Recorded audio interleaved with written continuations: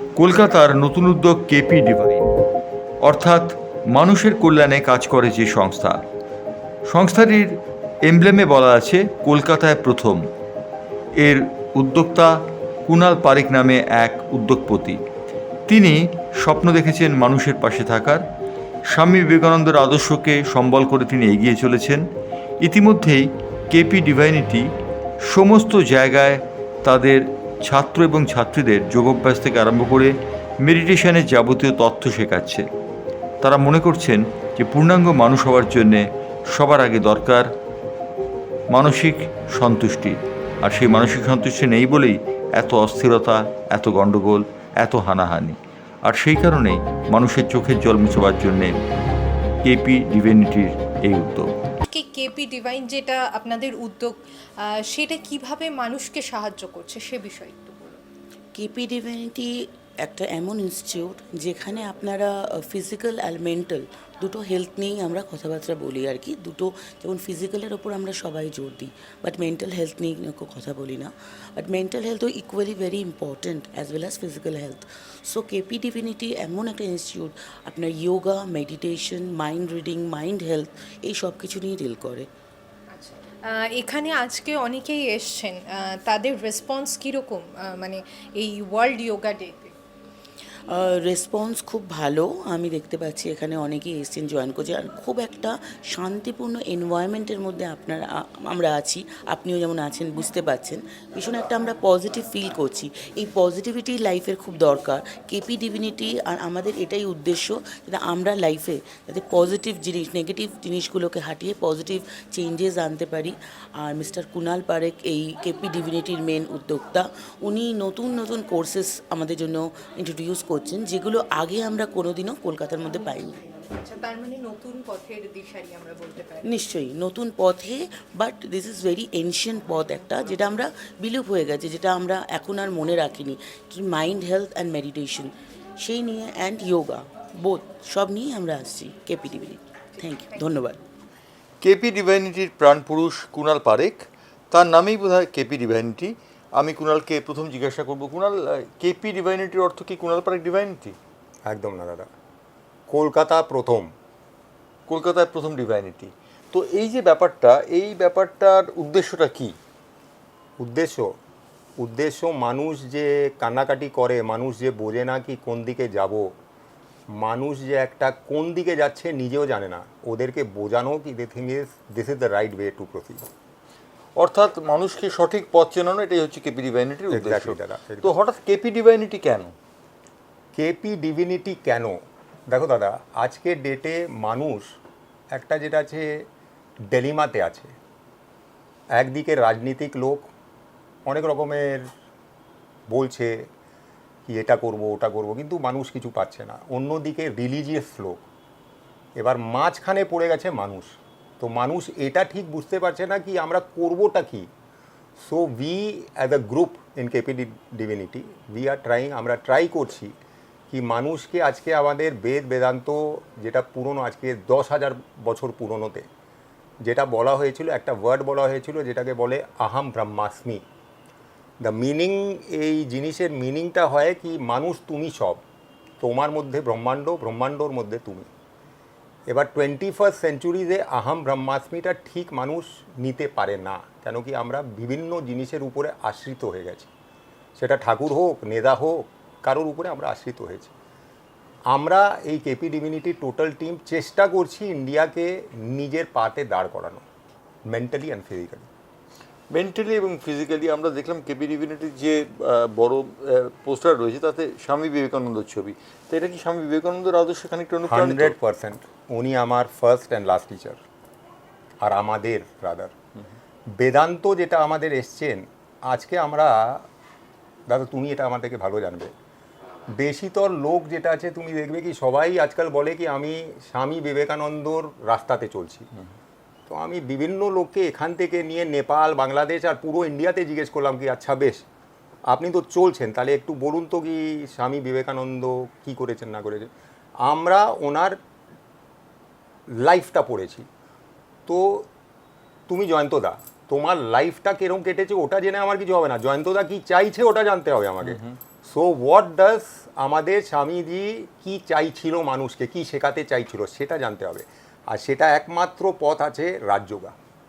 রাজযোগা তোমাকে যেটা আছে, যদি কেউ পড়ে, আর খালি পড়ে না, স্বামীজি ওখানে লিখেছে কি তুমি খালি পড়েই যাও, আজীবন পড়ে যাও, কিচ্ছু হবার নেই, তোমাকে ওটা অ্যাডাপ্ট করতে হবে নিজের লাইফে। সো এটা দেখো, বেদান্ত প্লাস স্বামীজির পড়াশোনা নিয়েই একটা যেটা আছে, ভাবো কি দ্য থিং ইজ আউটস্কার্টসে যেটা বেরিয়েছে, ওটাই নিয়ে আমরা মানুষের অবধি পৌঁছতে চাইছি। এবার স্পিরিচুয়ালিজম যেটা আমরা বলছি কেপি ডিভিনিটিতে, আমরা বলছি কি আমরা স্পিরিচুয়ালিটি শেখাই। হোয়াট ইজ স্পিরিচুয়ালিটি যদি কেউ জিজ্ঞেস করে, spirituality is a very vast subject, অনেক বড় একটা সাবজেক্ট আছে। আজকের ডেটে, পার্ডন মি সেইং দিস, কি যদি কেউ বলে কি স্পিরিচুয়ালিটি আমি পুরো জানি, তাহলে যেটা আছে সেটা সম্পূর্ণ মিথ্যে কথা। কেন কি কেউ জানে না স্পিরিচুয়ালিটি টোটাল। এটা অনেক রকমের জিনিস আছে। তোমার হাত যোগা যেটা আছে, দ্যাট ইজ যোগ, যেটা আমরা এখন করছি এখানে, ওটা পরে হাট যোগার ভিতরে। তারপরে আছে তোমার রাজযোগা। তো এরম পুরো ফিজিক্যাল, মেন্টাল অ্যান্ড এভরিথিং নিয়ে একটা স্পিরিচুয়ালিটি হয়, how to make your self divine. তো এই যে বিবেকানন্দের আপ্তবাক্য ছিল, জীবের প্রেম করে যেজন সেইজন সেবিছে ঈশ্বর, এটাই কি আপ্তবাক্য নীতির? 100%। ঠাকুর এই ওই যেটা আমরা খুঁজে বেড়াই বনে জঙ্গলে, একটা কেউ বলেছিল না, রনে বনে জঙ্গলে যদি স্মরণ করো আমাকে স্মরণ আমি তো করো। আসলে অবাঙালি লোক, ঠিক বলতে পারছি না। তো এবার যেটা আছে, এই যে কথাটা বলেছে, এটা কি জিনিসে বলেছে, এর ভিতরে যদি তুমি যাও তো তুমি খুঁজে বেড়াচ্ছ। মৃগ যেটা হয় না, মৃগ, তো দাদা মৃগ যেটা আছে চারদিকে একটা গন্ধের পিছনে ছুটে বেড়ায়, কস্তুরী মৃগ যেটাকে বলা হয়। কস্তুরী। কিন্তু কস্তুরীটা তো ওর নাভিতে আছে। তো আমাদেরও নাভিতেই আছে এই যে ঠাকুর যাকে আমরা বলি, নাভির পাশে 2 ইঞ্চ উপরে ওটাকে বলে মণিপুরা। আমাদের 7টা চক্র আছে শরীরে, ওটাতে নাভির 2 ইঞ্চ উপরে আছে মণিপুরা। ওই মণিপুরারই ওখানে তোমার যেটা আছে আত্মাটা বিরাজমান করে। আর এই আত্মাকেই আমরা ডিভাইন বলি, এই আত্মাকেই আমরা ঠাকুর বলি। ওটাকে যদি জাগ্রত করে নিতে পারো, you are a divine human being. এটা বলা আছে বেদান্ততে আর আমাদের উপনিষদে, কি মানুষ ঠাকুর হয়ে আসে। একটা বাচ্চাকে বলে না কি একদম নিষ্পাপ, তো ওটা ঠাকুর, নিষ্পাপ মানে ঠাকুর। তো ঠাকুর হয়ে আসে মাঝখানে, হি বিকামস আ হিউম্যান। এই মাঝখানে ফর্মে আমরা হিউম্যান, আর আমাদের ঠাকুরের কাছেই পৌঁছতে হবে। তো ঠাকুরের কাছে কী করে পৌঁছবো? হাউ?